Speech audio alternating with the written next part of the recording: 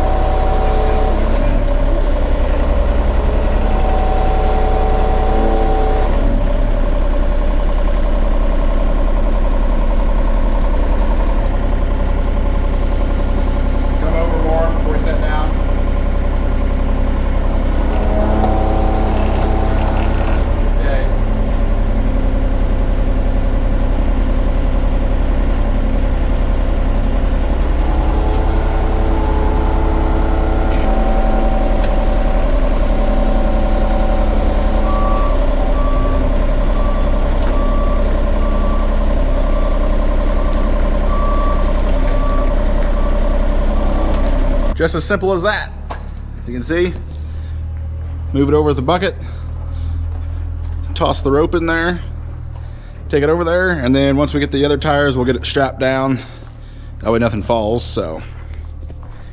Pretty easy process, really. We've gotten pretty good at doing it. We've done it several times with a sprayer, and we've moved our own duals on our four-wheel drives before, so not too bad.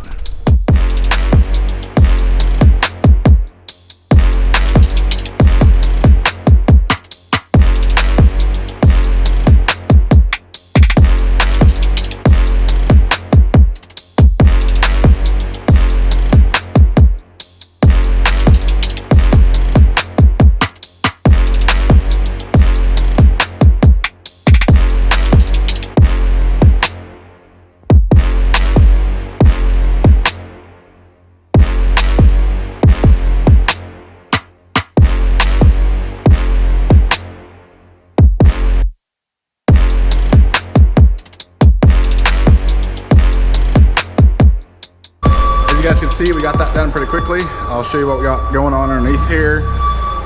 This is our Emerson air jack that we use. Got that extension on there specifically for sprayers.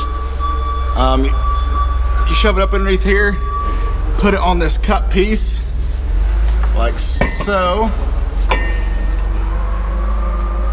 and then we do have to jack up or chain up the suspension. That way the suspension doesn't unload, but it's kind of how we do things. Just got the front right side off. Dad's gonna go over there and rinse that off real quick because it does have some grease on the inside of the rim. But we'll get this done, check the tire pressure in the skinny tires, and then do a distance calibration because the skinny tires are slightly taller. So we'll change things up a little bit for mapping and then be on our way. And just like that, get all four of the fats off and all four of the skinnies on. Not too bad. Got to move over there to the other building. Like I said, we'll get the air pressure checked. I think it's supposed to be about 35 PSI. And then we'll do a calibration either this evening or tomorrow morning. So probably take you along for that. Well, good morning everyone. It is April 12th. It has now been 2 days since I last talked to you when we were changing the sprayer tires. Do apologize, I did say we would take you along for calibrations on the sprayer, but we had a lot start going on at once. We had a guy coming out looking at this tractor. He had to calibrate the hydraulics for this because we've been having troubles with it. I think, hopefully we've got it dialed in. So I was doing that, and then Jonathan and Luke were doing the calibrations, and I was having to run back and forth. to help them because I did the calibrations on it last time. But we're heading out to do a little side dressing of corn. As you can see, got the side dress bar on back there. I did this right here to the left last night, or most of it. John did some of it. I had a meeting I had to get to, then Luke started on his 40 and finished it this morning. So we're getting ready to head to an 80 right now. I'm heading there, Luke's filling up. But we didn't get a whole lot of chemical this morning because it is starting to sprinkle and there's a slight chance of rain. I don't really think it's going to amount to much. Once that little cell goes through, I think that should be it. So hopefully we can keep rolling today. But hopefully we can get this all of our corn acres that we need to side dress knocked out in a few days. And then unfortunately, I think we're going to have to replant some beans. I don't know if Luke's talked to you guys about that or not. We had some of that stuff that we tried doing a stale seed bed on. Seems like so there were some other guys that were doing it. Some of them had good luck with it, some of them did not. Some of it that we did, we had good luck with, but on a couple hundred acres, 300 maybe, we did not have super good luck with. So we're gonna really take a look at those and see what they look like, and then probably have to replant those depending on what the rain does this weekend, first next week. So we're gonna try to bust our butts and get this side dressing done. That way we can free up this tractor to put back in the bean planter. So that's kind of what we got going on. But once I get pulled into the field, I'll show you what we got going on with this side dress bar. Well, we're up and rolling pretty good now. Luke's on one side of the field with one applicator bar. I'm here on the other. Won't take long with two of these. That's why I said hopefully we can get done here in just a few days. But anybody who's run these bars know that they're seem to be, maybe not the better built ones, but who knows how old these are coming from the co-op. I've got some blue one. Luke's actually got a pretty decent John Deere one. Mine's had a couple leaks already this morning that we got fixed. Basically just some hose clamps that needed tightened up. But able to run pretty smoothly, going 8 mile an hour, putting down 37.8 gallons of nitrogen. Jonathan's heading off to get some more, so we're going to move on after this, but I'll keep you guys up to date. I will say, having auto steer in situations like this is real handy because it allows me to sit here and watch everything, make sure everything's going right. Like I said, these things can be kind of finicky. Stuff can get caught up in between the coulter blades and the knives. And you got to make sure no hoses come loose and stuff starts leaking where it's not supposed to be. And then we got to stop every once in a while at the end to make sure no knives get plugs. That will happen. You don't want that to happen because then that row didn't get fertilizer. Then that row was yellow throughout the whole summer. But everything's going well. John's on his way to get more not chemical, but fertilizer. We're going on to the next field. Covered some ground here. Works well. Jonathan actually prefers trucking in these situations because yeah, go ahead. He feels guilty when he turned on the end rows and his name's cleaning it up. It's a good point. As you can hear, Luke and John discussing what to get for the next load, but John doesn't like running these necessarily when the corn's up because he feels guilty running the corn over whenever you turn on the ends and stuff, but that's fine by me because I like driving. I think it's fun.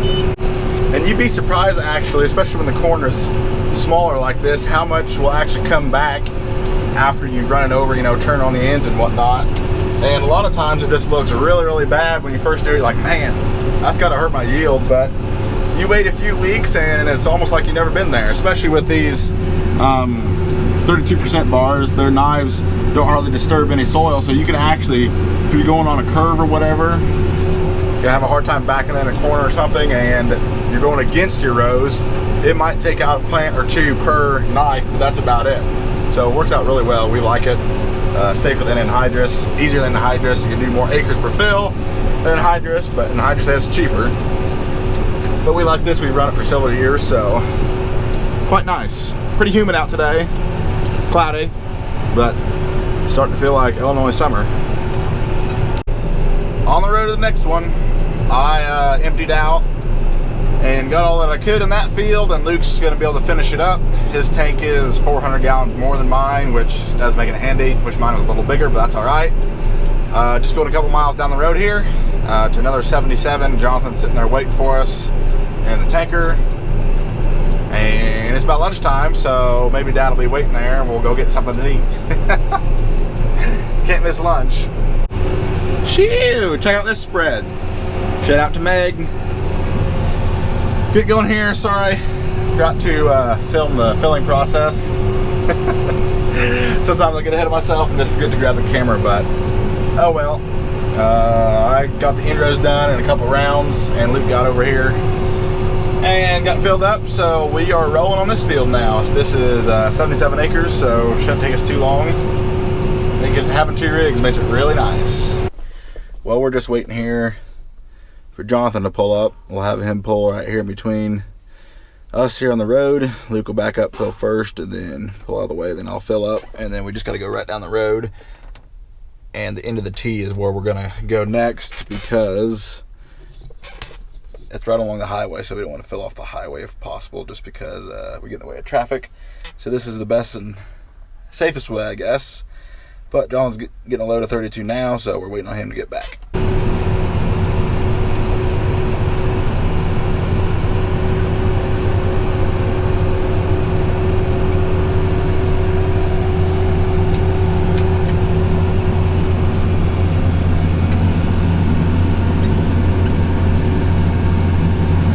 So some of you may be wondering why we come out and put down nitrogen after the corn is up, and run some of the plants over, and obviously you lose a slight bit of yield, not very much. But the reason why we do it is because we used to put on anhydrous, or a form of nitrogen, and everybody used to do it, a lot of people still do, one time in the fall. You put it on in the fall, all the nitrogen you need for the next coming spring and summer. But just think of like you getting 1 big meal a day instead of 3. Well, that's basically what we're doing for the corn. And obviously when you put it on in the fall, it's got to sit there all winter and through early spring, getting rained on and everything, and basically the soil loses the nitrogen. So we put on some nitrogen right before we plant, and then several weeks, and then we come back and do this. So basically we're spoon feeding the corn, if you will.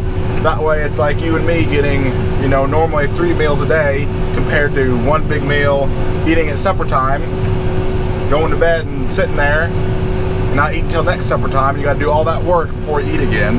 It's just like the corn. So that's kind of why we do it, and we've done it for several years now, and we've definitely noticed yield gains with side dressing. It's works out really, really well. Well, I'm just getting folded up here. Jonathan's still over there on that little side road. It's the easiest and safest way to load these things, so I'm going to fold up, hop down there real quick, and get basically another full load. Luke's just about needs to get refilled as well. Then we'll have this 125 done, and then I think we're going to move across the river to Raritan. So that'll be good. Getting a lot knocked out. This year, have to figure it out. Okay, I guess we.